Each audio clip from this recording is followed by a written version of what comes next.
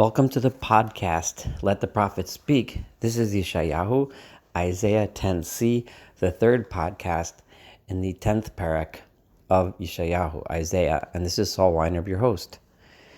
Yeshayahu has turned his attention towards Assyria, towards Ashur, and he has pointed out that although they are the instruments of God's wrath, however, their intention to destroy nations and cultures that are weaker than their own comes from their arrogance and valuation of violence and oppression.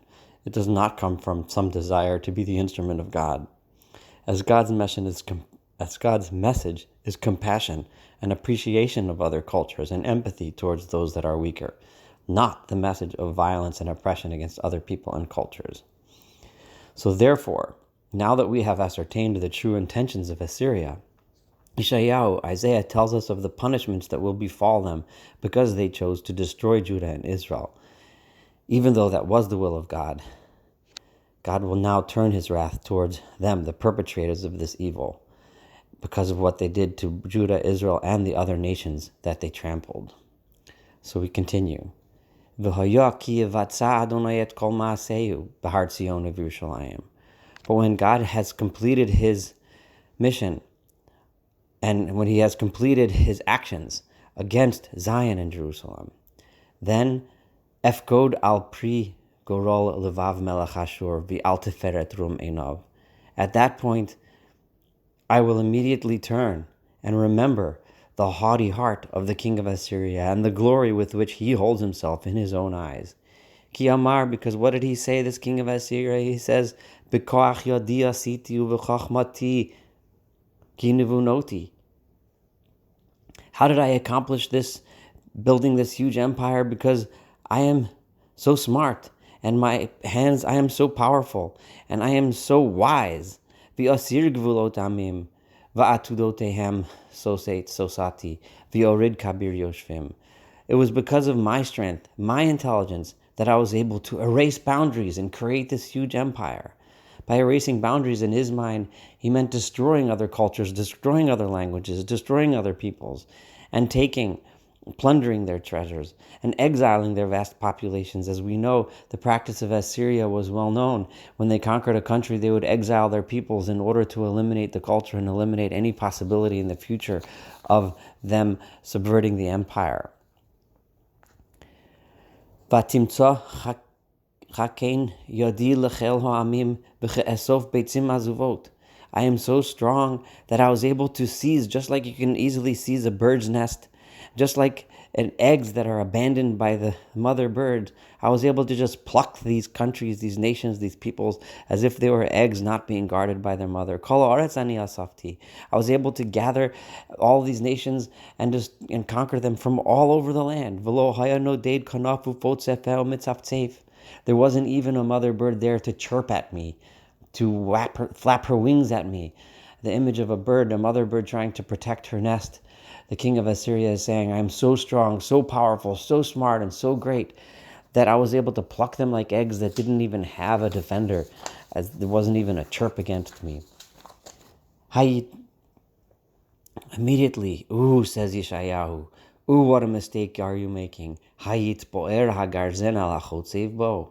Don't you realize, you king of Assyria, you're just an instrument of God. You only were able to accomplish this not because of your intelligence or your power. Is an axe able to say how great I am over the person who is wielding the axe? Does an axe have any power without anyone holding it and waving it? Im yitkadel hamishor al menifo, kehanif shevet ve'et mirimov keharim matelo eitz. Is a stick able to boast about how powerful it is because it can hit so hard? As if the stick has the power to lift the man. No, king of Assyria, how big of a mistake are you making? You are just a stick in the hands of God. You have no power over God. You are only able to strike because God was lifting you and using you. Lachain, therefore, because of your arrogance, Lachain yishalacha Adon Adonai Tzevaot b'mishmanav razon v'tachat kivodo yikad yikod kikod eish. Therefore, because you are so arrogant, God will send starvation from the same place where he usually sends fatness and bounty, because we know that God sends punishment from the place that the arrogant one thinks he has strength. Instead of tachat can be translated underneath, but here it means instead of his honor, in place of its honor. Instead of the honor that Assyria thinks he has, I will send a pillar of flame and destruction. V'haya or Yisrael oish, and the light of Israel which is now humbled, which is now shining the light of justice and righteousness. That light, ukidosho, and its holiness, the holiness of Israel, will become lelahava, like a flame, uvo aravi achla shito ushmiro b'yom echad, and it will burn up all of the weeds and the thorns and the thistles that are growing the fields, meaning all of those plants and growths which are representative of the Assyrians. There will be nothing like other than just growth in the fields that can be easily destroyed by flame. And the light of Israel will then come and destroy them in just one night. And all of the honor that the Assyrians get from their forests and their farmland. We know historically, and we know from the words of the prophets, we know that the power of the empire of Assyria, the economic power of Assyria, the reason why I was able to gain so much power was because they had controlled Lebanon and all of its vast forests and all of that tremendous natural resource of wood that was obtained from the forests of Lebanon. And by exploiting that, they were able to both fund all of their projects and use it for building and selling and so on. But all of that power, all of that empire, minefesh vi'ad basar yichaleh, from soul until flesh, it will be destroyed. Soul meaning can be understood as a reference to their physical strength, and their flesh meaning their economic strength. All of that, it will melt like nothing. Ushar eitz ya'aro mispar, and the remainder of the trees in their field, the remaining pieces of the Assyrian Empire will be so small and so nothing that mispar yihiyu v'nar yichtevim. There will be such a small number that a young child who can only count to 3 or 4 will be able to count them on one hand and write them down on a piece of paper. This is it.